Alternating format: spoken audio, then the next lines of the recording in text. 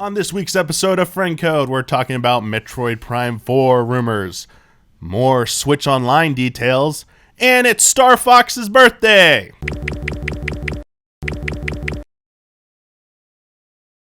Hello everyone, welcome to a new episode of Friend Code. I'm your host, Michael Damiani, and today I'm joined by Mike Huber. Happy birthday, Fox McCloud. Happy birthday, Fox McCloud. Do a barrel roll. Remind me of your father, Fox. Trying to be peppy hair there. Daniel Bloodworth. Hey. How's it going? We got a bunch of good stuff to talk about on this week's episode, but before we do that, this is my first formal correction segment. We kind of done it in various degrees of earnesty in the past, but a few things I didn't get correct on the last episode. I said that the sales, when I brought up Switch beat Wii U's lifetime sales, I said it happened by the end of last month, January 2018. Actually happened by the end of December 2017. So it didn't even sooner than that. Which also meant that gotta give some more kudos to Xenoblade Chronicles 2 because it reached 1 million in sales in just a month. And it's also the fastest selling Xeno game, as well as now the best selling one. Xenoblade game, right? Not overall, or definitely Xenoblade. When I double checked, it said Xeno series, like it's fastest selling. I believe that. I believe it. I mean, it could be. It's just I don't know. Yeah, I thought if Gears that's what beat people it, are actually talking about. When I double checked it, but like there's not real accurate Gears data. Right. So that's why I'm a little iffy, but it's definitely fastest selling. We got that part. When I talked about the Nintendo Classic games being available on Switch's online service, when we brought up the September release date for it, I brought up the original details where you get a game for a month for free and then it might go away. Nintendo definitely since then had revised that to saying it'd be like other online services, subscription services, where you keep they first become available on that month. As long as you keep paying, you keep them. Like PS Plus. Yes, basically just like that. Whether or not that holds true when it comes to the final details, which we'll be discussing in a little bit, when those might be coming, still remains to be seen. But as of now, that holds true for now. Charles Martinet has totally spoken full lines of dialogue before. I made a remark about, like, I'm not really sure how much, like, full voice work he's done, other than, like, a line here and there and, like, some, like, Do you noises mean Mario and stuff. or just in general? For Mario. Okay. And other Mario characters. So, because we were talking about the Mario movie and whether or not he would be qualified to do the voice of Mario. Yeah. Yes, totally. He's done voice work for Mario. Yeah, plus a ton of other games. And then, beyond Mario, he's done a lot of other voice work. So, that is the end of our corrections. That's not too bad, Damian. Yeah, not too bad. Good start. Before we jump into our news topics, we have a new segment. We started it last episode, but this is the first time you two get to play it. What's tops on the eShop? What's tops? So you hear that noise? I'm booting up that eShop right now. And these two are going to have to guess what are in the top 3 spots under the, bestsellers. Bestsellers. So going to bestsellers right now. Is that bestsellers all time or like in this moment? Just It's by like their whatever metric. current rank is, So current rank. So I have 1 through 6 on my screen, but you only get to guess 1 through 3. So Huber, you first. What do you think are any of the what are the top 3? Doesn't have to be in any order for this part. Just pick what are in the top 3. SteamWorld Dig 2. Okay. Mario Kart. Okay, so neither of you are right. So they're not neither of those are even in the top 3. So keep going again. I'll give you one more try before I give you any hints. Okay. Doom. Nope. Celeste. No. Oh, I thought that was a sure one. Okay, so I'm going to do the number 2 one because I think giving away 1 or 3 will spoil the rest. Number 2 one is a Switch port. So it's a port of a game that... Skyrim. No. Okay. Throwing out all the heavy hitters.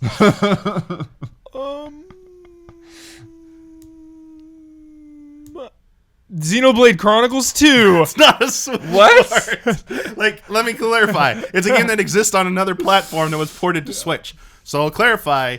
It's open to either of you. Just chime in at this point. It is a big release, like hugely successful title. So Blow is on the right path with Skyrim. It came out close to the proximity of Skyrim on Switch. Oh. It is hugely popular on PC. Super hot. Nope. Is that even? No, I don't even As know. online play is probably its biggest focus. Rocket League. Yeah, Bing! I was just gonna There he say goes. it. That's Nice. the Blood's got one of them. So that's one to Blood. So in number 3 spot, this is also a Switch port, but it's only been on a handful. I think it's been on every. Sorry, it had a recent release. Most recent release was on PC. It originally came out on 360. And then was ported.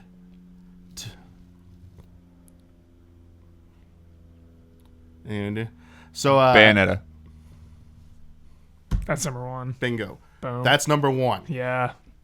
So Bayonetta 1 is the number 1 best-selling game right now. Bayonetta 2. Okay. But Bloodworth got 2 of them, so that's why I said, like, whoever got this one, pretty much. So, yes, number 1 is, I said 3 spot. It's actually number 1 spot. I got that wrong. But number 1 spot, Bayonetta. Bloodworth got that. Number 2 is Rocket League. Bloodworth got that. And Huber piggybacked on number 3, Bayonetta 2. Tell me, is the number 3 spot. Have you seen What? the Bowser stuff in Bayonetta? Yes, I have. Oh yeah. Oh, yeah. I need to play it now. Huber needs it now. I know. It's like right at the end of the game, right? Yeah, it's right at the end. Celeste is number 4. Number 5 is a returner from last week. This won't change the outcome, but I'll give you each one guess. Is a classic arcade game, a Nintendo arcade game. You would think this game should rather be on the Virtual Console service than had just been released as a standalone game. Is that the Mario Brothers Versus? Yes. Okay. Nice. Number 5. It was last time we did this. It was in top 3. It's selling pretty well. And in 6, Stardew Valley. So that's gonna wrap it up for this segment of tops on the eShop. So kudos to Mr. Daniel Bloodworth on that. Congratulations.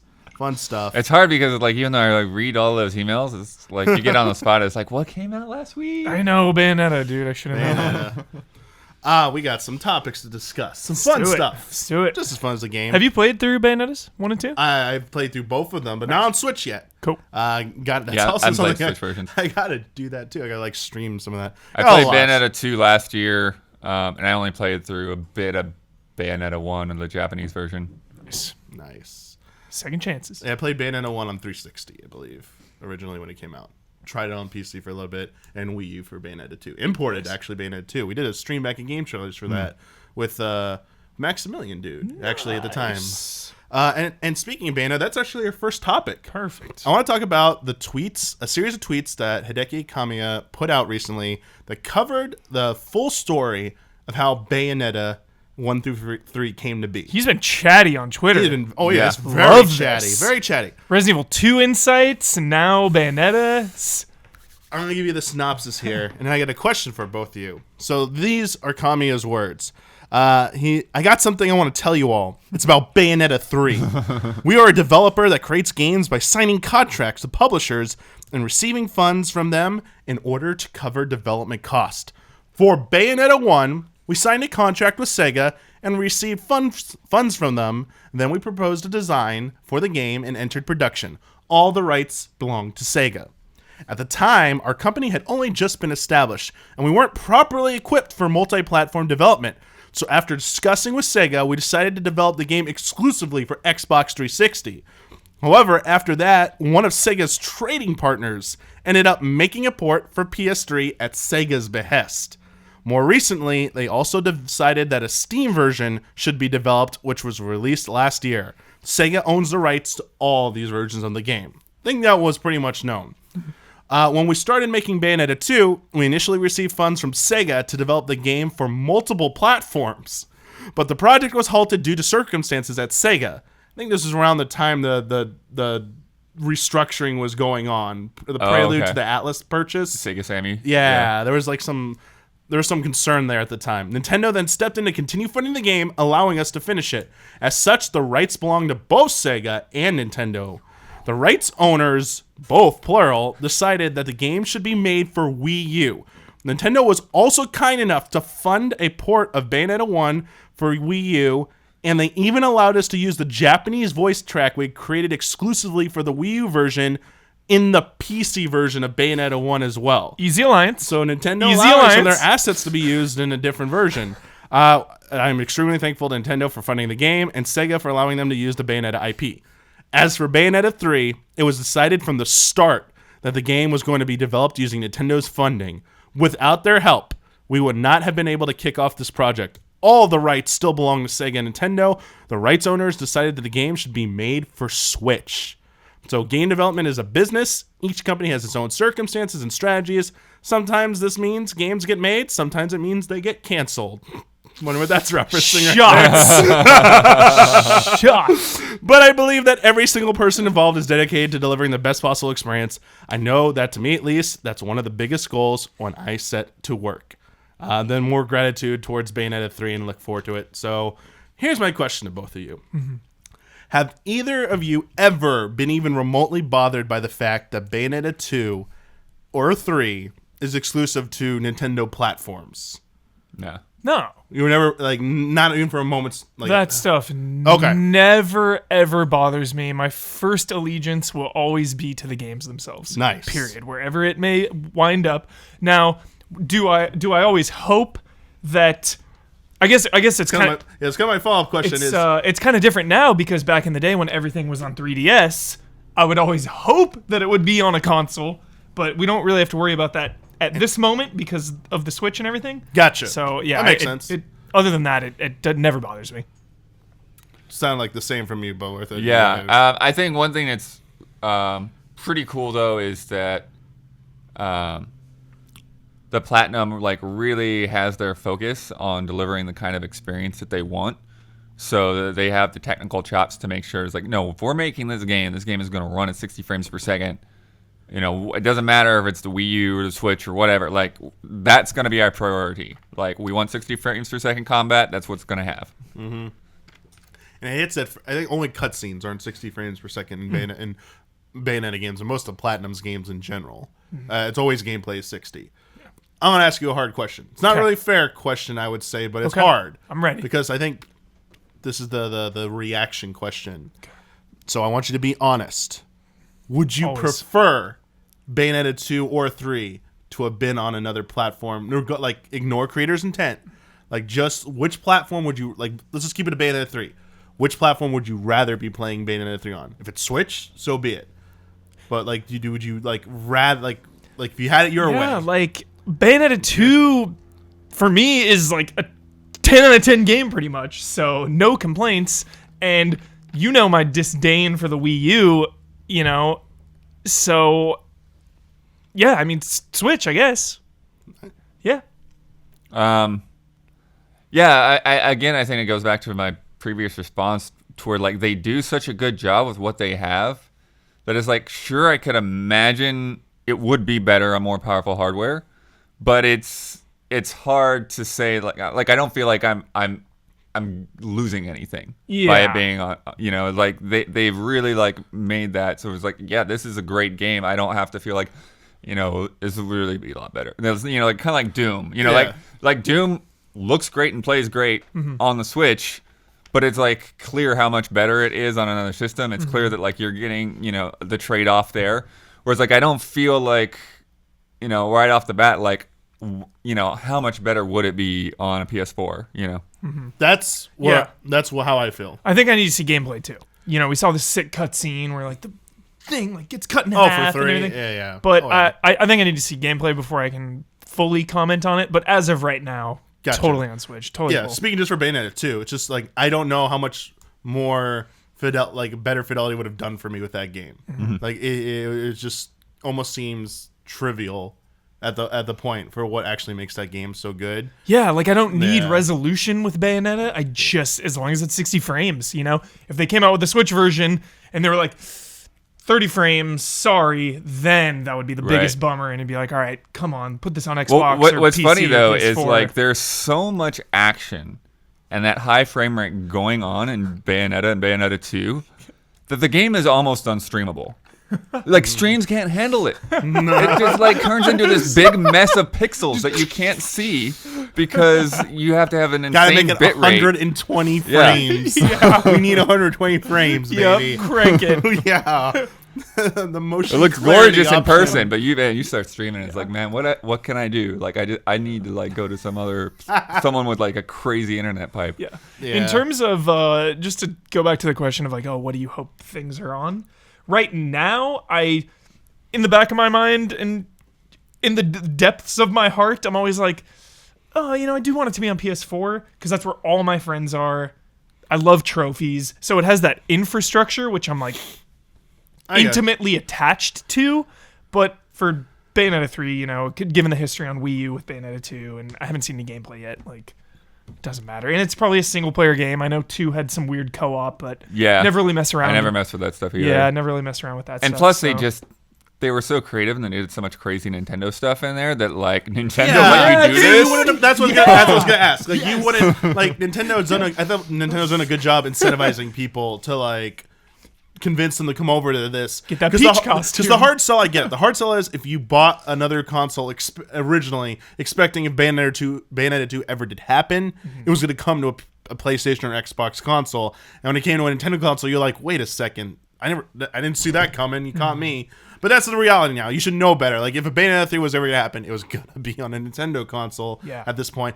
I think they'll have such a good relationship. But yeah, like Nintendo incentivizing with like, hey, like here's some extras we can give you because it's on Nintendo exclusive. Bowser stuff, like Peach's outfit, like the Star Fox tribute level, like that was like he plays the R-Wing. I expect more of that stuff in Bayonetta 3. Yeah. And that's kind of like I want to wrap this up on is asking you both we saw Bayonetta 1 and 2 charting in the top 3 of the best sellers right now in the eShop. Yeah. So Bayonetta definitely has the recognition and this kind of, looks like it has sales power. Is Bayonetta 3 going to be like a huge release for Nintendo? Like, is it going to be like a system seller? Do you feel? I think so. I mean, when you compare to Nintendo sellers, like when you're going over those sales reports, like the fact that some of those 3DS games are still selling the way that they are, like wow. I forgot about stuff like Mario 3D Land a long time ago, and it's just selling like it's a brand new game. But I feel like Bayonetta 3 could very much be in the same boat as Xenoblade Chronicles 2. We're like, okay, people know how much everyone talked about the first 2 games, and so there's like you get all those fans plus the people that are like, oh, now I've got a Switch, I can jump in on this Bayonetta thing. I feel like more people are gaming than ever before. Like I don't know. That's just conjecture. I don't have hard numbers on that. But you look at Yakuza Catching Fire and Xenoblade Chronicles 2. You look at and Monster Hunter World. You look at all these franchises that have had sequels that are selling better than ever because people are just diving in and discovering things for the first time. So I think putting 1 and 2 on Switch, getting people that caught up is a big thing to help drive sales for 3. I think 3 is going to be massive. Sure. I'm going to make my bold prediction. Dante. The playable character. Dante. Let's go. Bayonetta cross Dante. You just immediately outdid my bold prediction. No. I was just going to say that Bayonetta 3 is going to sell faster and more than Xenoblade Chronicles 2 did in the same time span. Yeah. Like I was saying, a month's time, full month, Bayonetta 3 will move more copies. I can see that. Huber blew it out of the water with Dante is going to be in there. Dante exclusive to Bayonetta 3 on Switch. We gotta make it happen. Kamiya is so down. He talks about it. He's like, dude, I would love that. You know what? Nothing would surprise me with Kamiya. Nothing would surprise me. Like that's a realistic expectation. Devil May Cry HD collection coming on PS4 pretty soon. March, next month. Again, talking about which system you want things on, it's like Bayonetta Switch. Yeah, Bayonetta 3. We haven't seen it, and we haven't seen any Devil May Cry 5. But what if Devil May Cry 5 comes out and it's on the big console, PS5 and stuff, and it just looks way better? Will you be disappointed for Bayonetta 3 at that point? Depends what they do with the game. Yeah, like what they're trying to do gameplay wise. Like, does it necessitate those visuals, like the environments and stuff? Like, yeah, I'm kind of on your boat. I need to see it before I can fully make that decision. Yeah. My gut says to maybe for Devil May Cry, I might lean towards a different console. Bayonetta has proven itself on Switch, so I don't worry about that whatsoever. Cool. But we'll still have to see. But yeah, Bayonetta 3. Expect to see more about that least by E3, if not maybe sooner. Who knows? Next up, juicy rumors still developing. This was covered on the EZA podcast last week, but neither of you were on it, so this is the first time you get to hear any of us talk about it. Great. And it's very Nintendo-centric, so we definitely need to cover it. So last week, the original rumor, if you might not remember, this has to do with Metroid Prime 4's studio. Okay. There was a LinkedIn profile that had a listing for basically like first-person shooter for Nintendo for Switch, and everyone just exclusive first-person shooter adventure for Switch. Everyone jumped. It was for Bandai Namco Singapore, and everyone just assumed and speculated that could possibly be Metroid Prime 4, which was announced last year at E3 2017. For those who don't know, Singapore Bandai Namco's Singapore studio houses a lot of former LucasArts talent that worked on the ambitious but canceled Star Wars 1313 project. That one will forever sting. Eurogamer followed up on this rumor, wrote their own article, and said that they'd heard from sources that, yes, this is indeed the case, that Bandai Namco Singapore is handling development for Metroid Prime 4. However, last week, Eurogamer updated their article with some new information. Essentially, they said that while Bandai Namco Singapore was originally working on Metroid Prime 4, development has since shifted over to their Japanese studio. So Bandai Namco in Japan is now helming the project, while the Singapore studio is working on another title for Switch that isn't Metroid Prime 4. Huh. And remember, the original rumor about Singapore working on Metroid Prime 4 also included that Ridge Racer 8 would be a Switch exclusive, because it was also found in a LinkedIn profile. So, for all these juicy rumors, at this point, do you think... That's weird. Ridge Racer is supposed to come out at launch, guys. That's the Ridge Racer way. Yeah. Come out at launch with a subpar game. It's been away for a while. Everyone will buy it, and then realize, like, oh. I had that with the PSP Ridge Racer. I was like, I want this so bad, and bought it. I was like, oh. PSP Ridge Racer. Yeah, rough. Remember that. At this point, my question is, do you think Bandai Namco, are they involved in any way with Metroid Prime 4? How would you react to the confirmation that, like, this rumor is true, that Bandai Namco Japan is the lead developer on Metroid Prime 4? Would it make you excited, or that make you worried? And to kind of like explain why I'm asking that is because Metroid Prime series, formerly developed by Retro Studios, was a landmark release or landmark trilogy known for not only capturing the essence of Metroid, but being in a phenomenal first-person shooter style game. But like, to me, just real quick, I don't know anyone at Bandai Namco who could do that. Like, Sure. Nothing's leaping out at me, so that doesn't instill me with faith. But the question's directed at you. Do either of you feel like this is gonna work out? Who did Federation Force? Oh, that was the guys that did Luigi's Mansion 2. Okay. That's Next Level Games, yeah. Okay. Yeah, I mean, I always like when the studios that, make the landmark title continue on and do the sequels. Like, it is weird when sequels get shipped off to other places. So yeah, that's kind of alarming to me. But I'm not gonna write it off. Like, it's clearly You haven't seen anything. Yeah, we haven't seen anything, and clearly someone at Nintendo has Yeah. the confidence Right. in Bandai That's a good Namco point. to take the lead on this. Very good point. Like, I don't think they'd want to mess around at all with their Metroid. Yeah. They have a good working relationship, Nintendo and Bandai Namco. Nintendo trusts them so much that they gave a significant portion of Smash Brothers to them. Yeah. They were under Sakurai supervision. That's the biggest Yeah. thing that they've worked on, right? With Nintendo? With Nintendo, yeah. We're using their IP and stuff, yes. Because Star Fox Assault was kind of like, it looked good, but it didn't play great, That and there's wasn't too much foot stuff. Correct. I want to call that a quality release from them. Yeah, like, have they ever had a shot at something this big? Like, that's what's exciting to me is, like, Blue Point Games, they remastered everything and they finally got to remake Shadow of the Colossus, and, like, they got their chance and they nailed it. So I think the difference is they had a template to go on and they were remaking an existing game. yeah. And I'm not saying it's easy, Yeah. but they didn't have to come up with like the original design of the game. Yeah. It has to be a different task. Definitely. At least understand that. Here's my quick concern. Why I have this concern. I don't know how true this is. I was told by two people who knew about this rumor too. They were like when they got announced, they're like, oh, so that information's coming out. They were like, yeah, that's true at the time. I've since not spoken to either of these people. They were telling me that the thing is they were never the lead developer though. That Bandai Namco Singapore was known for asset studio for production, like the assets to support some of Bandai Namco's key releases, their biggest titles. Because Nintendo has officially said that it was a Nintendo team, right? So that's the other part, is that Kensuke Tanabe was said to be in charge of putting together an internal team, an internal studio within Nintendo would be helming this project. That was in the press release at E3 last year. Yeah. And now it quietly moves to Bandai Namco. So basically, I mean, where there's smoke, there's fire. But I feel like the people are just assuming a studio working on something is the lead studio.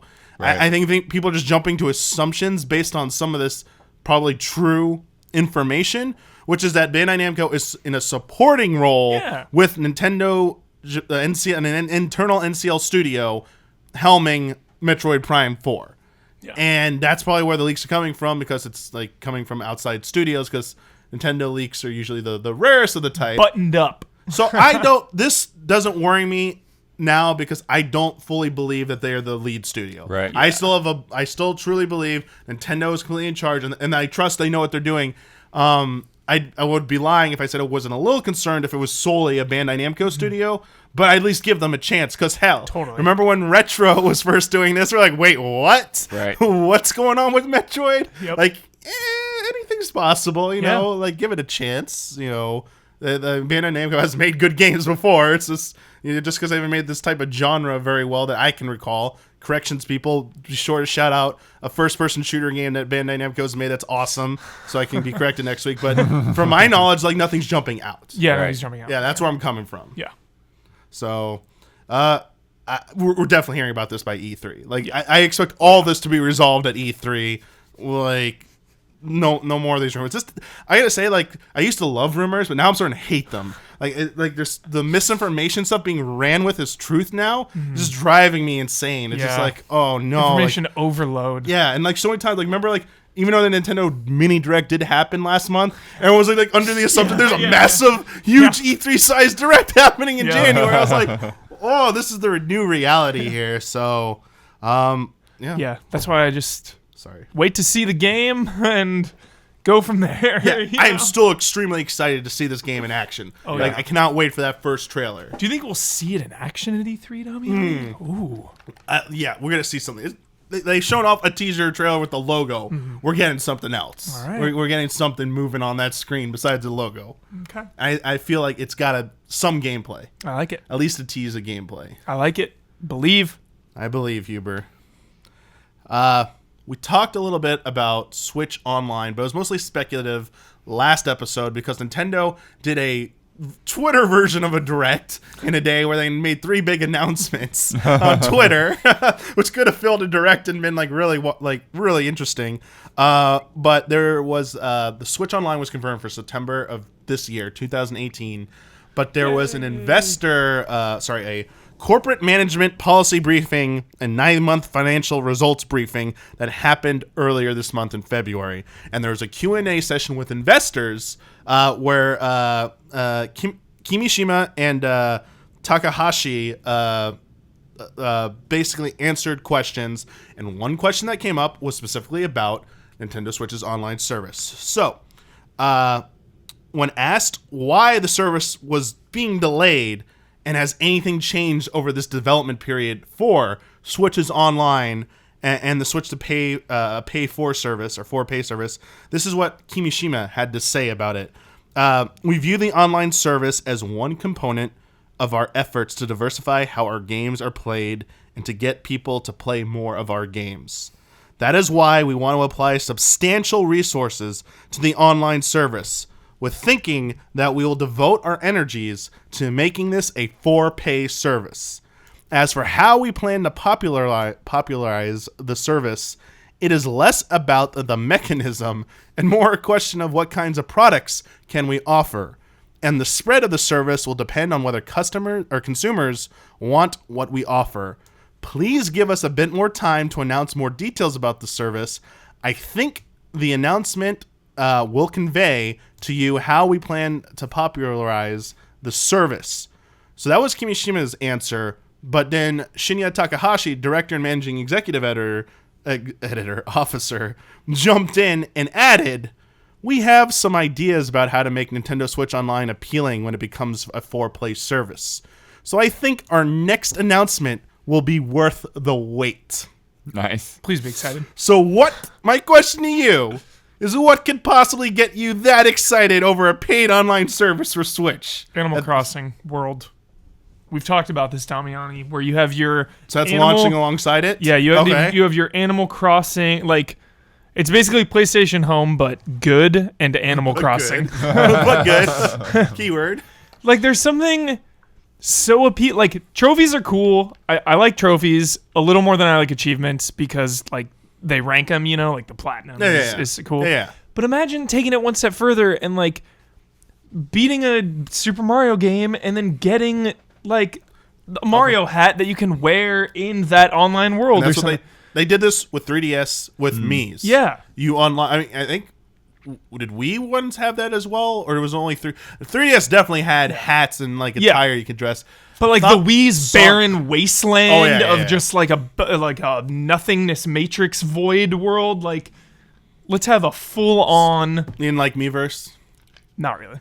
You couldn't really share that attire. Like I felt disconnected in Miiverse. Miiverse is more about you can unlock stickers and stuff within games, which is nice for like messaging and social. But as cool as Miiverse might have been in like concept and its little like bubble that it was used in, social media like has dictated what is the popular platforms, and things moved on from Miiverse. Nintendo has moved on from Miiverse, but sharing your attire through like a character, like a Mii, I just don't think you're going to go back to Mii's. But Animal Crossing, if your house could be decorated and your friends could come visit your house. Hey, look at this. Look at this gold ring, the Sonic gold ring I got in this version of Sonic because I 100%ed it. It's got like a message from like the creators on it or something. Like you zoom in first person. Having these like optional challenges or like weekly or monthly competitions, and you can win things for your location, like seasonal events or time events. Seasonal events, the Mario Odyssey, Mario? the Mario Odyssey balloon event that they're doing. Oh, sure. Like if you got like ranked in the top 10, you got a prize only for that event. And think about how crazy that would be. Like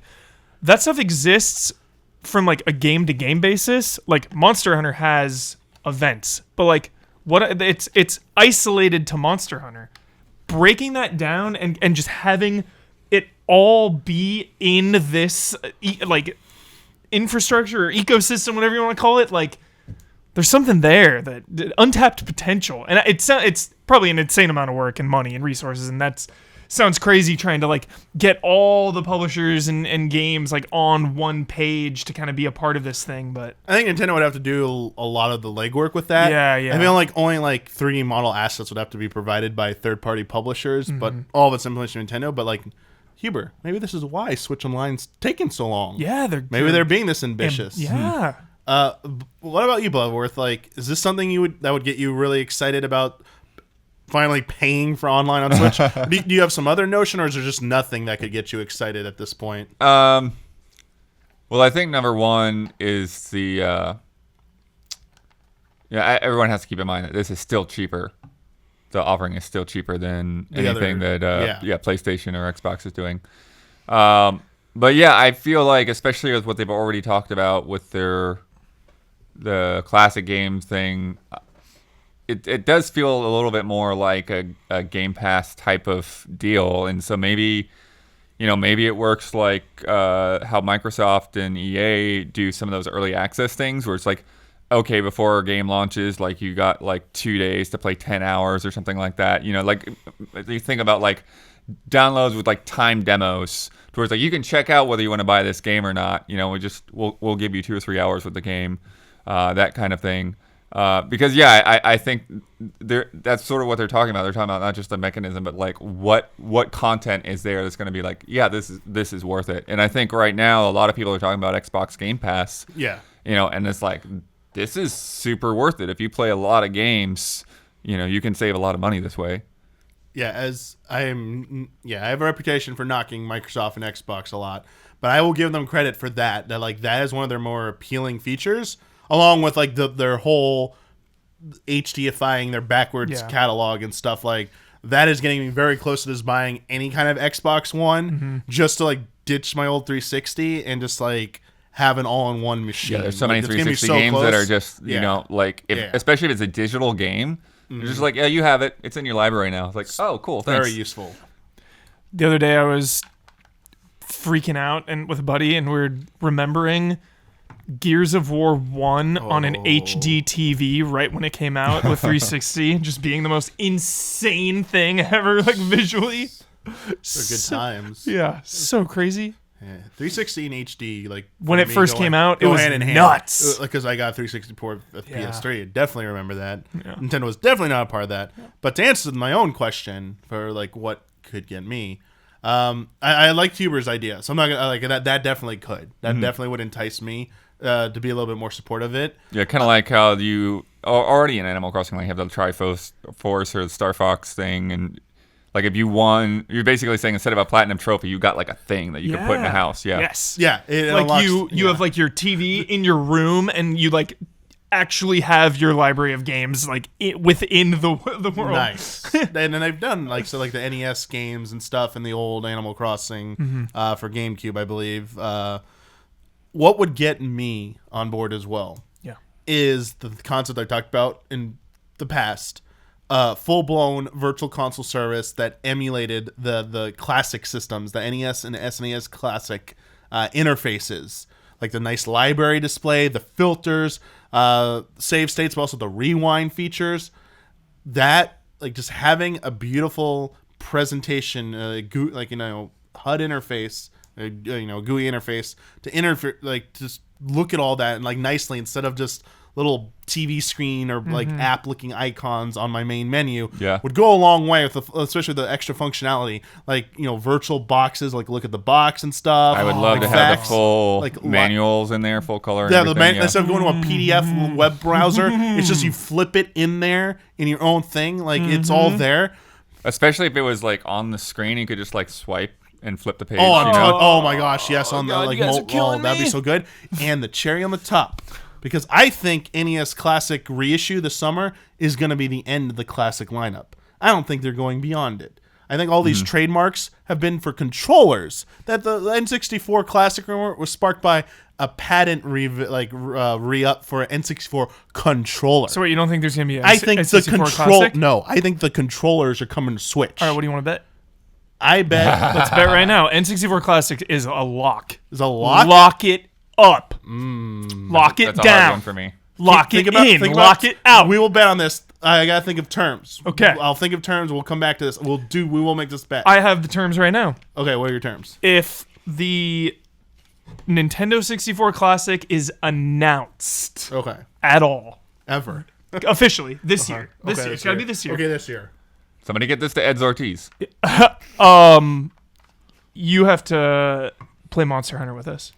Monster Hunter World. Okay. And I say, so if it's not announced this year and the controller, so if it's not announced this year, you just don't win. But for me to win, so that doesn't make me win. For me to win, it just classic controllers have to be announced coming to Switch for their virtual to play classic games on. Okay. That's the big hook that they're doing along with the interface stuff of the classic is that you can go buy a real N64 controller that connects to USB-C or whatever to your Switch dock, just like your Pro controller, and you can use that on your classic games. And like NES, SNES, N64. And then they'll probably do like a Game Boy controller or something too. It'd be kind of cool. Yeah, I like my Game Boy controller. That'd be the Game Boy. Weekly Hunts, Damiani, January 2019. I still gotta think of my terms, but they won't be ridiculous. I have by the end of the episode to think of them. Okay. But that's my thing. I think that along with the classic presentation that would get me really excited. It's like, yo, I want new controllers are a problem. Like for classic systems, so this helps solve it by updating. And I love playing these on on updated versions because it makes them easier to collect, especially digital library versions of them. And if they can get the emulation so authentic, like it was like SNES Classic level, which is pretty darn good, like I'm on board. Yeah. Like I want it to also be like a subscription service, like they've outlined. Like you pay a flat fee this month to get access to these games and stuff like that. Dude, you know how like Martin Scorsese saves film and like saves like destroyed movies and stuff? Isn't Martin Scorsese being rumored to direct a new Joker movie? I heard a rumor. Yeah. But yeah, I agree with your point. Sorry, just randomly popped in there. Syndrome, baby. Love it. My mind went to Alien vs. Predator, the arcade game. Oh, yeah. Which was never released on anything other than good. emulation and the arcade cabinet. So good. So if they had some kind of from the vault or like the resurrection of the lost games or something, right. How cool would that be if that was like a Nintendo initiative to like be amazing. Save old games. Oh. And to clarify my final point of this, I'm talking, we're going from as far back as NES to as recent as GameCube. All that GameCube rumor stuff, it's a part of the service. Yeah. And that means new GameCube controllers are also going to be manufactured and coming out. Like Smash. And Nintendo's going to be like, people are going to be so obsessed with getting the controllers, they're going to sell it. Because when Smash Brothers for Wii U came out, those GameCube adapters were gone. Like, people will buy them up. They will sell out of that. They will make their money back on that. They know now. So yeah, and there's already the confirmation that unintentional GameCube controller works on your Switch now with that update. Yeah. Oh yeah, which they just ignored. Like when Reggie was asked about it, he was like, "Yeah, okay, sure, does." Fine. Next question, please. But speaking of controls that work on Switch and getting updates, our next little segment. Doom gets motion control support for aiming via patch 1.1.1, which just released. It updates the game to allow motion controls for aiming. Great. So there was Red Steel. There's Here we already go. a video out there. I mean, you can play it yourself, but like I watched a video of like you can do normal motion and inverted motion. Cool. So depending on your they have a bunch of preference. sensitivity sliders and stuff too. Yeah, pretty dang it's pretty well thought out. customizable. That's legit. So yeah, would you prefer to play Doom with analog aiming or motion controls on the Joy-Con now? I would try motion controls. Get yeah. that like mouse and keyboard style Oh, yeah. for, you know. Well, here's the thing. It's very much like Splatoon. The difference is Splatoon doesn't let you do one of the axes, I think. Like I think Splatoon's just up and down, and it doesn't let you do left and right. Whereas Doom does the whole thing. But yeah, I watched Game Explain's video. But yeah, like with Splatoon 2, like I played so much of that, like going back to other shooters with just analog sticks, I was like, oh, this is rough. Yeah, I know you, bud. You love motion control aiming. Like you've loved it since like Wii versions of games. Like I remember Metroid Prime 3 was great. Metroid thing, GoldenEye when it came out, you were like, hey everyone, look how like we played multiplayer. You're like, yeah, you should really use the motion control aiming here. Look how good it is. Just straight up trolling back then. It was pretty good. But yeah, like that is a big hook. Like it works well now. And I asked about that at the Bethesda preview event. I was like, is that in there? And apparently enough people asked that they put it in. And now since those guys are also doing Wolfenstein 2, that'll be there right at its Switch launch. I hope that better be there now. Yeah. Like Wolfenstein 2 on Switch, better have that day and date. But it also opens the doors for like going forward, any games to try and be closer to being day and date with the other console or PC versions. Like that's another added benefit. Okay, it runs at a slightly lower resolution than the other ones, but you get the motion control aiming. It's basically going back to the Wii thing of that. Hey, your game doesn't look as good, but you got these motion controls. Yeah. But rather than making it like a gimmick, they're like it really went in there and like made it comprehensive work right. So as long as they put in that effort in there, it is a huge selling point and a benefit for some first-person shooter players that have on a console almost something analogous to mouse and keyboard, like precision. Definitely more precision than analog aiming. Totally. So and the other thing that I'm curious about, and I don't know whether it is just as sensitive, I think. You should be able to do it. Will that eventually cross over to the PS4 versions? Because the PS4 has motion as well. It has gyro control. And if you look at like, have you ever used the keyboard for that? Like it's pretty tight. But that's like one thing. They'd have to make versus like a controller that separates or something. having the No, I'm talking about with the Pro controllers. That's what we're talking about. That's what I use. It's just the Pro controller. Like, it's not weird to you, like you just like hold it like this to aim. Like I guess with a Joy-Con, like I'm used to, it's small enough I could point, or even a Wii remote. Yeah, it can Yeah. it can be my Wii mouse. remote It and can be this my is a head. totally different thing to me. Okay, wow. Yeah. Whoa. Okay. Pro controller with. I haven't I done. used- yeah, I haven't used done the Pro motion controls controller on with Splatoon Switch. 2. That's my fault that like I haven't really done that. So Yeah. okay, if that's the case, then yeah, that's I was thinking Joy-Cons. yeah. Never mind. Yeah. Yeah, just a small wrist adjustment. Yeah, Okay. when you're aiming. All right. I mean, so there's something similar. I do have some experience. FIA, also known as Faye, for some people that have no idea what the hell I just said. The singing mechanic in the game, how you communicate with the animals. And the PS4 version, because they have the pressure trigger buttons, which aren't available on Right. Switch console. You just push down on the trigger to like get the tune, the frequency right. But on the Switch, you need to use the right analog stick while holding a right button, which is really weird. Or you just use the system and you tilt it to make it, which is way like better Okay. and like easier. That works just as well. It's like it's like one less thing. It's like just like tilting and stuff, and it's nice. So yeah, something like I can see the whole system being used like that. That definitely works. So okay.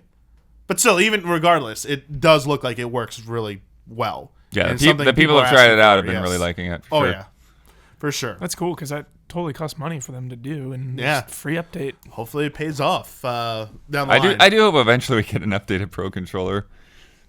But the thing is like once you launch the system without analog triggers, then that's kind of a done deal. Yeah, I would really love. Yeah, But at least if they could get a headphone jack on that's that like thing. that's the. I mean, that's my biggest thing I'd want in a revision of a Switch is like pressure triggers in some form. But Headphone jack. headphone jack in the Pro controller, that would be nice too.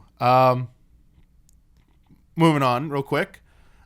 This one is a little bit of a bait and switch because the headline is a good bit of information, but the thing I'm going to ask you about is slightly different, but related to this. It's kind of killing two birds with one stone. But basically, it was announced finally that full-scale development of Shin Megami Tensei 5 is finally underway. Wow. So first announced back at the January 2017 Switch event, which like everything was announced back then about the Switch. Right. They had a small team working on it. So in an interview, the development team said at the start, the production of Shin Megami Tensei 5, or the project, only had a few people at its core, with more and more people gradually becoming involved. Although this number is still increasing, I feel that the production staff has come together considerably to a point, and reaching a milestone where we can say we've started full-scale development. That was the recent interview. So there's zero chance this game's coming out this year. If it's just, right. It's not happening this year. There was some speculation it might happen, not happening this year. So here's what I want to ask you about. It's more about trends like this. Why do some companies do this? Like, why do companies announce something so far in advance, and then nothing? There's like nothing to show for it other than like a teaser or CG thing, but like a game is super far along or super far away from coming out. And who do you think is the most guilty of doing this? Like, which company comes to mind when this? I don't know who's most guilty, but to give them the benefit of the doubt, the only benefit I can see from announcing something so early when you have nothing is to judge the community reaction. Okay. And if it's big, then you can go get money from people. Like, you can go shake some hands with some publishers and stuff and say, hey, look, we announced this. Look at these trends. Look how many people are excited. Like, do you want to help out with yeah. costs? Would you at put all? Beyond Good and Evil 2 in this category? Since we know that's a That's a weird. Yeah, that's a super weird one. because that's a really long way from coming out. They showed off prototype stuff in a CG trailer, and they're like, but they want feedback. Yeah. It's almost like a Steam Early Access or like a Kickstarter. Like it's like in that same vein. It feels like I guess what you're going for there. So in those It seems cases, pretty risky though. Yeah, in the cases of where it's like something is not necessarily going to get made, I say announce it as early as possible and see what happens and try to get support. But if it's something big, if it's like Red Dead Redemption 2, like, don't even tell me about this until you have a trailer or some screenshots at least. Okay. I feel like something like this when you start talking about exclusives, it's a whole nother ball game. Because what you're talking about back at the January Switch, like that's one of those things where Nintendo is like, hey, we're going to announce what's coming. We want to have a broad appeal, like all the different types of games that are going to come to our platform. Good point. Yeah. What do you have? Yes. What could you tell people right now? And I think that SMT is one of those franchises that's got a very dedicated following that are going to let the team take their time. And so like even if you've just got some design documents that you're going to do something with, then sure, let them know. I feel like the timing is kind of similar to like that Resident Evil 2 timing, where it's like you just you had a binder of like ideas and stuff written down, sketched out. And it's like, okay, I'm going in to present this to Capcom to see if it gets a green light. Yeah. Nothing's getting done yet. Close to 3 years without even a screenshot. Yeah. Oh, yeah. Please, don't torture me like that. All right. That makes sense. I like it. Both of your points are pretty much what I could see. Like, I was kind of struggling to think of something myself, but you gave me 2 pretty good points. I think you both kind of answered, like, my follow-up is, like, which would you rather companies do? Would something be announced closer to its release? Like Nintendo does this more and more often. Like a game's coming out the year it's announced, or within a year it's coming out. And then you kind of talk about like what you thought were the benefits, but it's like the alternative is like you point out Red Dead Redemption. I was gonna point out everything with Square Enix lately of their big projects, like back to Final Fantasy 13. 15 taking forever, 7 remake, where's that? Right. And Kingdom Hearts 3, if it comes out this year, still, that was like first announced like 5 years ago. Totally. Square Enix might be the worst. Yeah, Square Enix is the worst, for sure. Because they show stuff that makes it look like they're super far along. Yeah. And then it's like... I would say other than Final Fantasy 7 remake, I would say until they showed that, I feel like everything else was kind of like a consequence or casualty of a different time when they did business a little bit differently. And it does feel like they've been trying to change their ways. With everything not these games, things tend to come out a little bit faster or a little bit more acceptable time frame than 3+ years or longer. But then they did Final Fantasy VII Remake announcement, and it's like, wait, this is like brand new. You're announcing it now, like with no inklings, like this is like a pipe dream. Yeah. And it's still nowhere to be found. I was like, okay. Yeah. Maybe they haven't quite learned all their lessons just yet, but I would probably lean towards Square Enix probably being in recent times being the worst about this. The reason I'm 100% okay with Final Fantasy 1 is because it's hype as hell, but 2, that trailer is phenomenal. They debuted it with a trailer. It wasn't like Resident Evil 2 where they came out and said, we're going to do this. Yep. Or Metroid Prime 4 where it's just a logo. No, it makes sense. It's like when you announce something years ahead of time, at least even a CG trailer, which I'm not usually a fan of. I like to see gameplay, but at least give me something that I can dream about for years. Like Death Stranding. Yeah, Death Stranding. So that's a perfect example. And I'm totally cool with waiting years and years for Death Stranding because he keeps, we've had a couple trailers now, and I can just dream and imagine about it, and that's fun leading up to a game years in advance, just the dream. I feel like Kojima's like one of the last bastions of that system because he consistently delivers the trailers that get you excited. Mm-hmm. Like the trailer is almost in itself an event. It's like that is part of the release. It's what's the yearly trailer for this? Like we got to get no less than 4 trailers before the game comes out, or we didn't complete the process correctly. I don't know, man. But at the same time, At the same time, it gets a little like those MGS5 trailers. We got too many of them. It's because like they felt like, well, we got to keep people interested this whole time. And so what? They spoiled half the game. I was media blackout, but I went back and they showed the end of the game. They show a lot of stuff. But at the same time, Huber, my counterpoint is this, and I don't know if you'll agree or disagree with this, but it speaks right to you. Yeah. The usual movie cycle, like from teaser trailer to official trailer 1 or 2 to release. Think of it like Star Wars, like teaser early in the year. Full trailer in a year, movie comes out. It's like a year. There's usually like one more trailer and a couple commercial spots, but I love that of the teaser to the trailer. It feels like each trailer is still an event, even with Marvel stuff. Yeah. But like they don't start it till like a certain the hype train doesn't begin, the marketing machine doesn't begin until about like a calendar year out usually or less. Yeah. And I know movies I don't know, movies can take a long time to make too. But so at the same time, I really dive into like the movie world and to see what's being made. Like there's some movies where it's like they announce it years in advance. Like that still does happen. Oh yeah, but in terms of like, seems atypical though. Yeah.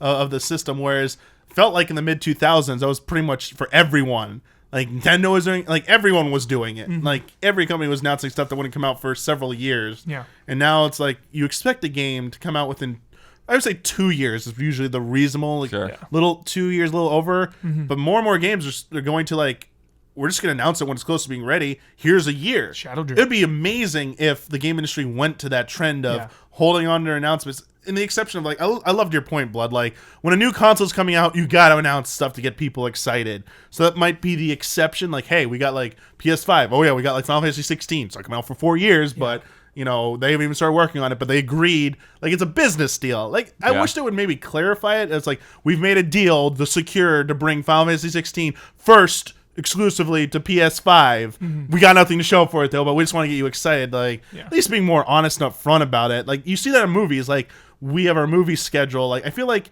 it's not with footage or anything. People make a movie announcement that's gonna happen, but like the date is usually locked. The clock usually, and the date's locked. But like the clock usually starts for most consumers when that first trailer hits. Like all right, within a year I better be seeing this, or you guys did something wrong. I like. You know, it's hard. I do see value in both. I think of Resident Evil 7 doing that so beautifully. Monster Hunter. We don't even know like what we're watching when we see the trailer. The next thing you know, you're going home that night and downloading a demo for a game that's out in 6 months. Like beautiful. But God of War, I think of, you know, they've announced it for a while. Like we've seen some trailers. It's been a long road for God of War. But like, I feel like God of War's paced it out pretty well. Yeah. There hasn't been too much of that stuff. Whereas I feel like a lot of other games, I mean, like Far Cry 5, for instance. Yeah. Like I'm done with that game until it comes out. You know? It's just like we don't need to see anymore. We don't need to know anymore. We've seen all of the different companions and everything that they could possibly do. There's no mystery, whereas God of War, This has been announced. This was announced years ago. They've shown us stuff, and I still have no idea what to expect. Right, and that's the difference. So that's exciting. I gotcha. Like Kingdom Hearts. I was about to say like what they've done more recently though. I think is a little bit better. When they did the initial reveal trailer, and in that follow up D23 trailer, it was like kind of like all over the place. The concepts. The last two have been focused. New world reveal, story stuff like. It felt like when they showed off the Toy Story trailer, that's probably when that's when they could have first shown off anything. Because if it does come out by end of this year, and you think back to the US D23, where they showed off Toy Story, and then Japanese D23 earlier this year, they showed off Monsters Incorporated, and Monsters Inc., and some other stuff. Like, that's perfect. I feel like they have one more trailer at E3 and then release. It's like, that was a great cycle for them. If they had started last year, like, it would have worked. They didn't. Like, I know we got those. It was an exception because it's been so longly anticipated, just expected to happen. But like, I hope they take away from that for their big titles. Yeah, you don't need to like say something early on and like just to reassure people it's coming. I think people expect it's going to happen. Tell us when it's close to release because it's easier on everybody. It is. You'll still have that most of the time. You still would have had a huge reaction last year if that was the first time we ever saw Kingdom Hearts 3. Yeah. You still got the montage of fans crying and stuff and all that. Yeah, I think the thing with Kingdom Hearts 3 and the announcement is that in a way, announcing Kingdom Hearts 3 let them off the hook of having to keep doing more weird spin-off sequels. True. If they hadn't announced it, they still haven't done weird spin-off. I mean, they've done it, but they've mostly just focused on the HD collections. They did the mobile game. They're always going to do mobile games. That's a different. I still think it's a different thing. Whereas, we're not seeing like games that feel like full-on Kingdom Hearts games that just don't advance the story. True. It let them stop working on any like. Yeah, I get your point. Because I think if they had announced Kingdom Hearts 3, people would be just like, Square just forgot about Kingdom Hearts. Yeah, where's Birth by Sleep 2? Or the next PS? Yeah. Where's the Vita's Kingdom Hearts or the Switch Kingdom Hearts? You know, that makes sense. That was good stuff. I want to move us on though to our last little bit of news topic discussion. This week is Star Fox's birthday. Happy birthday, Star Fox McCloud. Series turns 25 this week. Wow. The original Star Fox was first released on February 21st in Japan 25 years ago. It was released in March 21 years ago. For Super Nintendo, Super Famicom. So, we got some fun questions for you. First, what's your favorite Star Fox game in the series? 64. Star Fox 64. Yeah. Yeah, I think it's 64 easy. I mean, I definitely feel like the first game gets too much flack from people sometimes. I do enjoy the first game a lot. I had fun with it. But yeah, I mean, it's like 64 and then not really much else after that. Yeah. Yeah, I feel like the problem with one is it hasn't aged very well. It was definitely a product of its time. It was definitely like a showcase title for Super FX chip. It was fun. Yeah, I just feel like there's something about the aesthetic of the first game that didn't carry across. Oh, into 64. Like in terms of the music and some of the environments and stuff, that it just went a different direction with 64. A little grimy. It was a little like darker. Yeah. To put it in like the most generic terms I can think of, like your OG Star Fox was very Tron-like vibes, like the movie Tron, like sort of like not as glowy aesthetic, but like the geometric shape aesthetic. Totally. It was also like a 90s 3D aesthetic gaming, like the Virtua series on Sega, like that and Star Fox. It kind of shared the same look. Arcade racers at the time, or arcade games in general at the time, a lot of them shared that kind of like look. But yeah, like even the music, like the Corneria arrangement in the original Star Fox, like there's nothing else like that in the rest of the series. Like, wait, what? It's like I kind of like that. I was like, why'd you go away from this music arrangement in the original Star Fox? Not saying any of the other series music is bad. It's just I like that style, and they just really didn't go back to it ever. Do you again. think Star Fox is gone for a So while? that's my second question. Is about Star Fox 64 is also my favorite. I do have a soft spot for Command. I like the ideas that they were doing in Command. If for those of you who finally played Star Fox 2, a lot of those ideas got taken into Command, but Command expands upon it, adds a lot more story, a lot more scenarios. To me, Command feels like the more fully realized version of Star Fox 2, and I love Command a lot more. Real question. What's up? Is the dinosaur one really that bad? I remember I played it as a kid, and I took it back to the store because I didn't like it. Because it's not a Star Fox game. I mean, Yeah. it's got Star Fox characters, but Right. it was It's never not supposed really to be. a It was Star never Fox supposed to be a Star Fox game. It's a game I'd like to revisit though. You should try it Yeah. out. The thing about Dinosaur Planet Star Fox Yeah. Adventures is like it has interesting concepts, but just the moment-to-moment gameplay isn't that fun. Yeah. And so that was the thing for me. It's one of the few especially one of the few Nintendo games that I just abandoned because I was bored. Yeah. I remember I took it back. I think I only finished it because I had enough free time at the time. Time twice that quickly.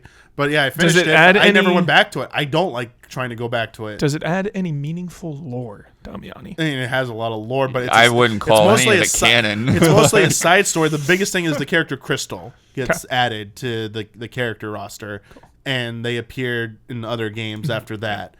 But otherwise, it's just a side story. Yeah. I mean, it's a good thing. I like how series try to keep making new sequels, and if they really don't want to, if they want to have a coherent universe, they don't always have to keep making mainline installments to advance the main storyline. Yeah. You can make a side story, like self-contained thing, while the people keep working on. We're not sure what to do with like this and Star Fox yet. Let's take them to a different adventure on a different planet. It has nothing to do with that. Like it's a good solution. Like all sorts of medium use it, but Star Fox 64 is my favorite.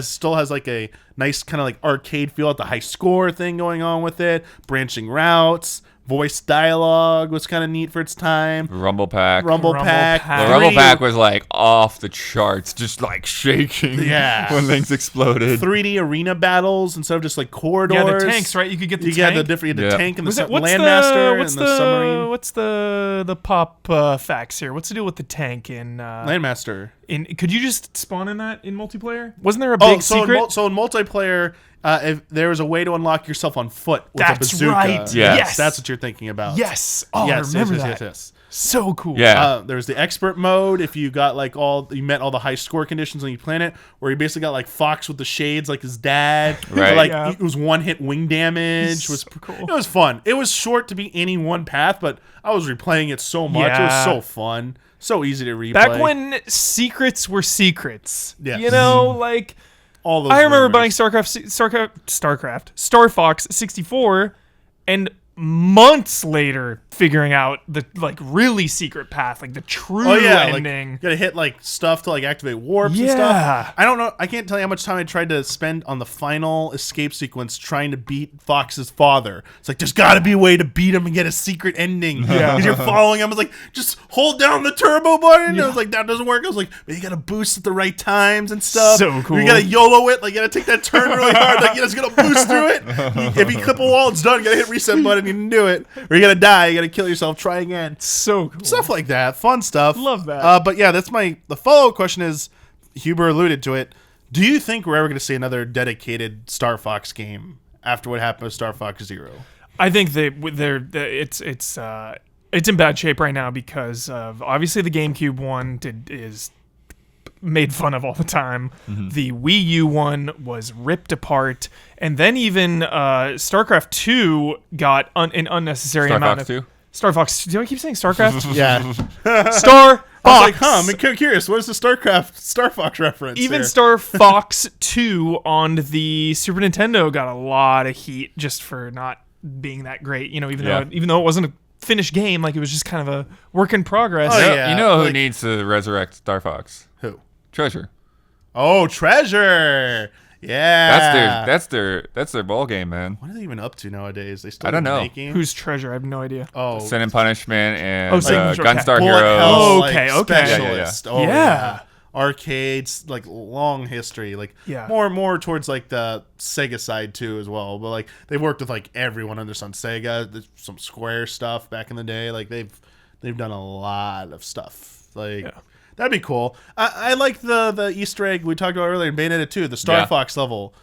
Platinum just assisted on I think that's some of the misconception about Star Fox Zero is that it was ground up Platinum game. I was gonna say Bayonetta game, Platinum development game. When they just came in and helped out, it was. I feel like in retrospect, the biggest flaw of Star Fox Zero, besides trying to be like a remake of the original Star Fox 4, which was a remake of the original Star Fox. Like, gotta stop that, guys.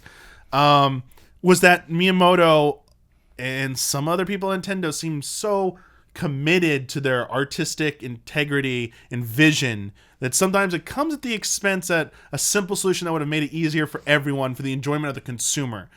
The whole argument about games as art versus it's still a product at the same time. Miyamoto really wanted to use that gamepad to play that game and get that enjoyment in. And while it worked okay, I was like, some people were just like, give me the pro. I just want to play normal. Like, why are you forcing this down there? I was also referencing like Kid Icarus there, Uprising with Sakurai refusing to budge on his control scheme. And it was like, you even have this 3D Pro device or whatever. I forget with the analog nub. You're like, nope, it's not using that. You're gonna have to use my control scheme. It's like, that's cool. Like, options are nice though. Yeah, like, the more options, the better. Like, yeah, like the option, like presenting it that way, showing people that's the way you'd like them to play it, that's fine. But always give the option. I think that hurt Star Fox Zero just as much as well as the misconception that was like a platinum action game. I was like, where's this? Doesn't feel like a platinum developed game. It didn't feel as action intensive as the Star Fox level in Bayonetta 2, which is my whole point. It's like, just let Platinum do a ground up. Treasure would be great.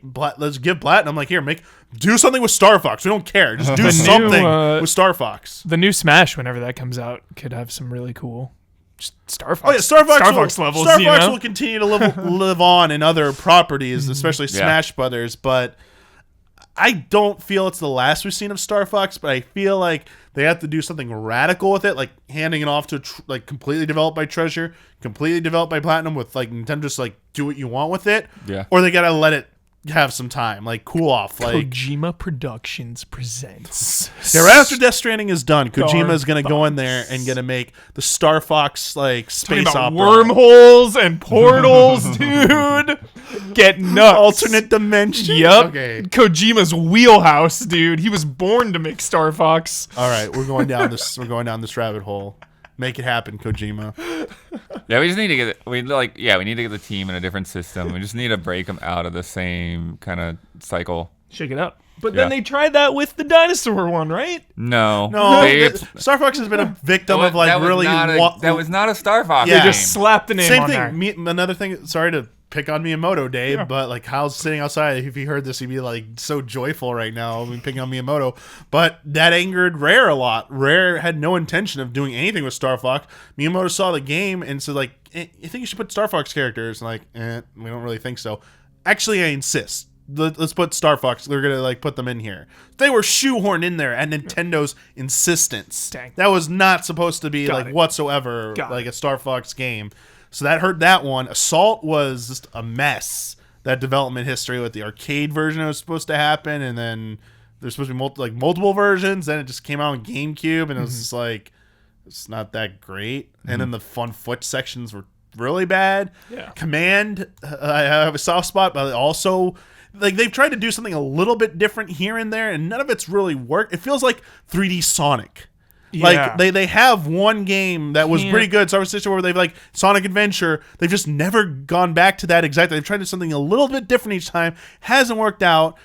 What worked for them? Like I mean, with Sonic, they had to go back to roots, but they handed it to people who like we might know this a little better than you. Like we're developers. Let us try this. Yeah. I think Nintendo needs to hand this off from the very beginning, ground up, be developed by someone outside Nintendo. Nice. Yeah, I think it's one of those franchises where you just need to focus on the core and then do something really simple with the core concept that opens it up in a new way. Like, Yep. if you could somehow like make that game work with like a 4-player experience through a campaign, you know, if you could have you and 3 wingmen, Oh my you know, gosh. going through Star Fox. Taking on bosses together, you got to coordinate and stuff. Yeah. Deal with the attack patterns. Yep. Like, oh, they sent waves out. Like Huber, you got to take care of those like enemies over there while we focus on the energy core over here. Sign me up. Oh, there we go. Like, yeah, like you're part of a squadron. You get to make your Yeah. insignias and stuff Oh, that'd be fun. on your decals on your Bloodworth. ship.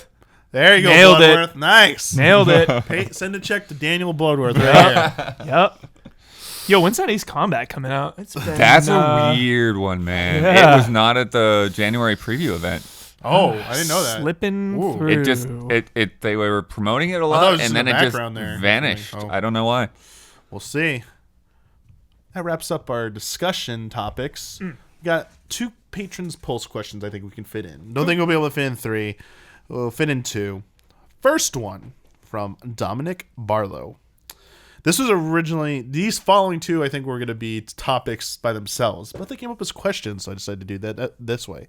Nintendo's own Park Seong-sa was recently quoted in an interview as saying, on Nintendo platforms, we don't really differentiate between AAA titles from established firms and indie games.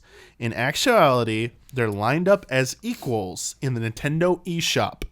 We don't specially promote indie games just because they are indie games. And conversely, we don't prioritize them below AAA titles either. So the question to the allies here, I really like, this is now Dominic speaking, I really like the point made here about how the user interface of the Switch eShop treats indies and blockbusters in the same way, especially considering how clumsy the menu systems of past Nintendo consoles have been. What role do you think the UI of the Switch and its eShop have played in it being so successful for indie developers? And have there been any times where it specifically helped you discover a new game? What a beautiful point. What a beautiful question. Yes. Something I've never thought about. Thank you for opening my eyes. That's amazing. I think of every time I boot up the PlayStation Store, you know, it's the big, whatever the big game is, or even a movie, like right there, you know, and then you like click into, let me see all the games. Definitely. And it's all kind of just thrown in there.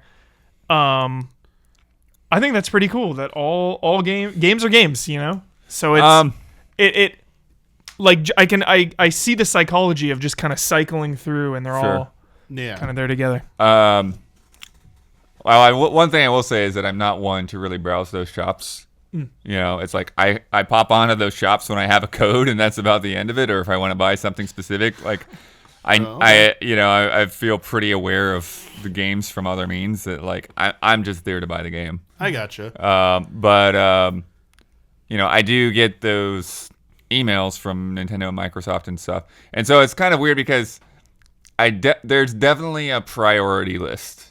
to how they present those games. It's like they have got the one game that's like has the headline of the week's email, has a screenshot in the email, and then they've got like 3 or 4 other things that they highlight, and then they've just got like the big list of like 12 things. But to that point, sometimes stuff that's in that list of 12 things are, quote unquote, bigger releases from bigger publishers or something, while something indie is in the higher group. So I think that's probably part of where that separation is. I think not calling indie games is a good thing, because there's this weird stigma that like, oh, it's an indie game, so that means it doesn't have the same quality. Yeah. Or it's just smaller and lesser. Right. The quality's there, but it's just a smaller game or something, Yeah, so I think there's this, this thing in just like maybe a casual mindset or a general public mainstream mindset that, indie just means that, it's not going to be as good in some way or another, that they're avoiding by just putting everything in there. I love how they're not differentiating between the two, because, well, for the most part, I'm kind of like you, Bloodworth. I do go on the eShop when I've got a code to redeem, or I'm specifically going for something I already know in mind. Even when I've done those, I do notice getting on the eShop, and it goes right to that like coming soon page or new releases that you can buy immediately. I just love the layout that they have. Like, one is way better and comes up way faster than the previous Nintendo system. But like, I like the eShop's interface and Switch way better than PS4's shop. Like both, but like it just takes. I get so lost in the PS4 stuff. Yeah, because you go to the games and it'll be the big title there and like some smaller boxes. But then there's these weird categories that you have to cycle through that never really make any sense. It'll be like new releases. Free to play will show up sometimes, or like they have too many categories. Yeah, all these categories, and you have to go all the way to the right to just say see all, and then that'll get you to the page, which is similar to. Or finding the demo sometimes can be a huge. Yeah, like nightmare. I just love the categories. I mean, Switch is relatively young, so there isn't as much to sift through just yet. Ask us this in 4 years. But on a weekly basis, there are a lot of releases. That is true, and I was going to point out that like when I go to the best sellers page, like we did for that's what the top on the eShops is. I love how like it just shows me like there's stuff I expected, there's stuff I didn't expect. And because there's no delineation there between that was indie title, that was a arcade classic release, that's a brand new AAA game, they're just all thrown in there. Like mentally, I'm just like, that's a good game. I forgot about the game. Maybe I should get that. Because of how easy this thing is to use the Switch, and when there's a period where there's not a lot of games out, like January, like I was on this thing, like end of January after I finished Xenoblade, I was like. When I went home, I was like, what's on here? Oh, SteamWorld Dig 2. I completely forgot about the game. Right, showed up on the best sellers. Boom, got it right then and there. How cool would it be if it like recommended games to you based on what you play? Would you guys like that or no? I mean, Netflix and all those other like services that have that. Yeah, I love that. As long as there's like an opt-in like that tells you like you're aware of it. Yeah, not showing up on the PlayStation home bar or whatever. That's a Did little. Did you hear about what happened to me? Yes. That is insane. It didn't just put an icon there. That I is downloaded insane. all of Shadow of the Colossus. And I'm like, why is this happening? That is insane. So I can't even believe that's that. a little much, but like going to a page, it's like the first category shows is like recommendations. Recommendations because of your interest in the games you have played. Here are some. I also like. I love best selling. I love Netflix's algorithm of both what's most popular. I think it's based on like views. And they have the other one like what's trending. Yes, like I think it's more like in the moment, like what people are talking about. I love that. I would love that as a gaming category on here too. But so far, like I'm impressed with Switch. Maybe September. Light years better than whatever they had on what they had on Wii U and on Wii and on 3DS's eShop. It's so much better, so much simpler. So like. Love this question. I love Nintendo's like philosophy behind this too. And I think it's definitely paying off for them. Oh, I'm so excited for the online service now. Do you think they'll show it like E3? They'll show it at E3. E3 will be the latest. The latest. They'll talk about something with it. Nintendo is so weird about E3. Like I feel like something that businessy and nuts and bolts might not be there. I think they might talk about or show off the flashy part of it. Sure. Like the most exciting with details. Like they won't talk about pricing or any updates to pricing or any other stuff. They'll be like details that come in a future announcement, which will be there'll be a fall dedicated direct to Switch Online. They've done it for like Wii U, and they did it for Wii as well, or they did a presentation for Wii, but Wii U also got a direct for its online stuff as well. So yeah, I expect that, but I would expect something, a little bit of something at E3, just because of how long it's been in development. I feel like they just need to say something, like if it's just like, oh, like be excited, the Virtual Console service will be fully unveiled like very soon, but just wait a little bit longer or something, even if it's just that. Our second and final Patron's Pulse question for this week's episode comes from Daniel Pereira. With all the rumors of next-gen consoles starting to show up next year and the 2-year lag developers have of supporting previous-gen consoles, example PS3 and 360 titles drying up after 2015, would you be happy with a Nintendo Switch successor coming out between holiday 2021 and holiday 2022, with the goal of those current gen titles running between 900p and 1080p on current Tegra roadmaps for like mobile stuff, and supporting the current Switch similarly to the 3DS, like doing 3DS now through 2024. Anyway, I'm trying to word this in a way like it's a little complicated here, but it's basically like, would you like in the future when the next set of consoles come out, like PS5, do you want current Switch to be treated like 3DS then, where it's still being supported and getting a few key releases like 3DS is getting now a Switch out, and then a successor to Switch that basically runs the games coming out then at lower, like basically what they're doing with Switch now with PS4 and Xbox One and PC games. Do you want them to repeat what they're doing now next console, or would you like to see them do something else? Yeah, it's a little complicated. But yeah. I mean, I think as long as Nintendo stays on this model, and I think they will because it is differentiating them, I mean, a handheld sized device is never going to run what a huge box is going to be able to run. Like that's just physical properties of the cards and everything and cooling and all of that stuff.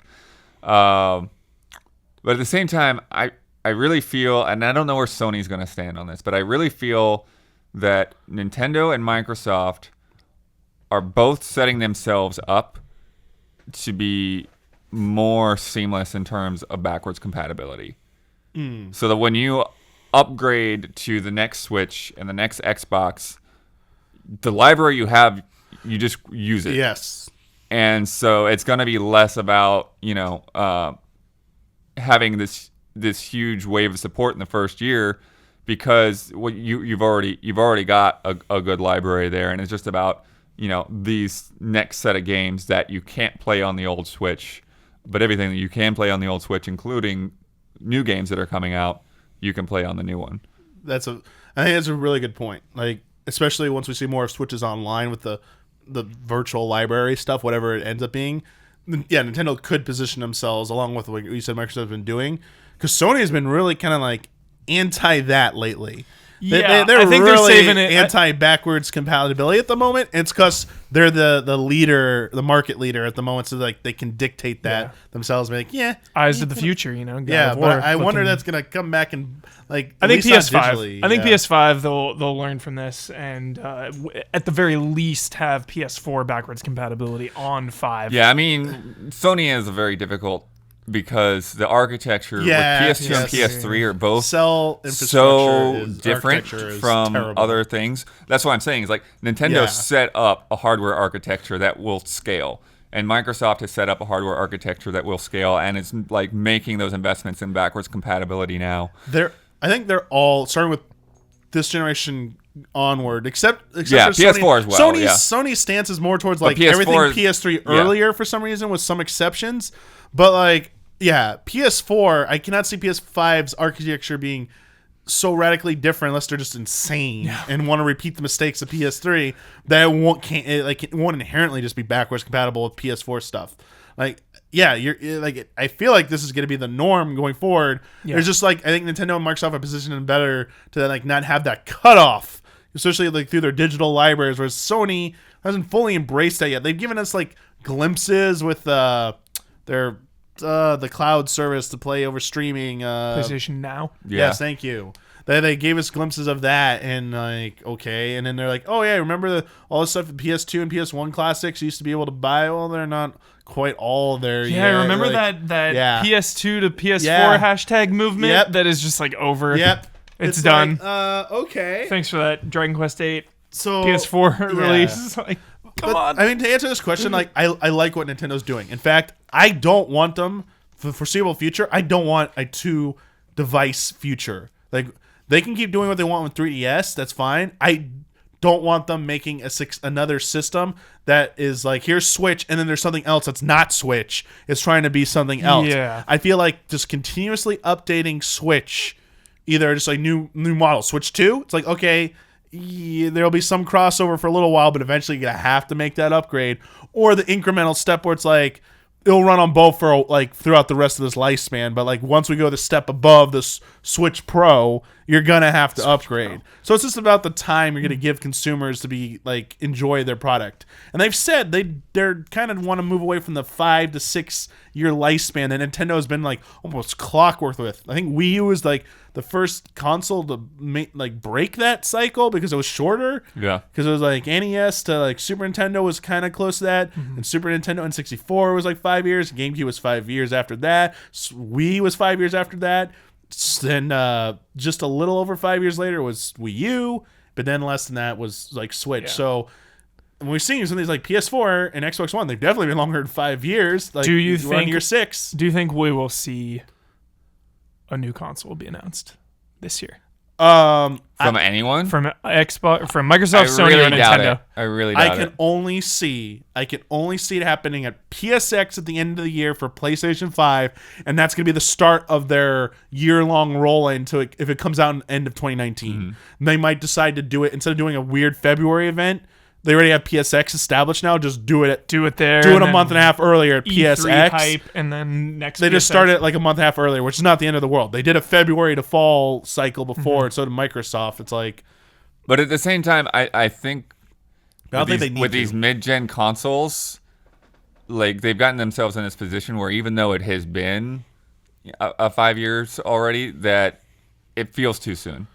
It feels too soon to start talking about PlayStation 5.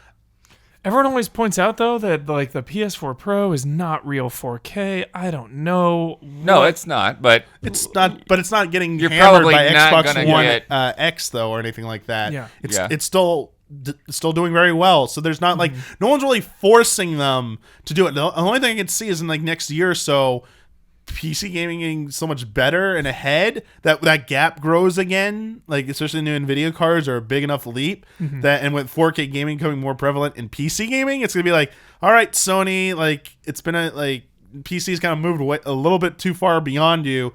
That might dictate it, but like 2019, I don't see Sony having to do it. I'm not saying it's impossible. I could see end of Right. 2019.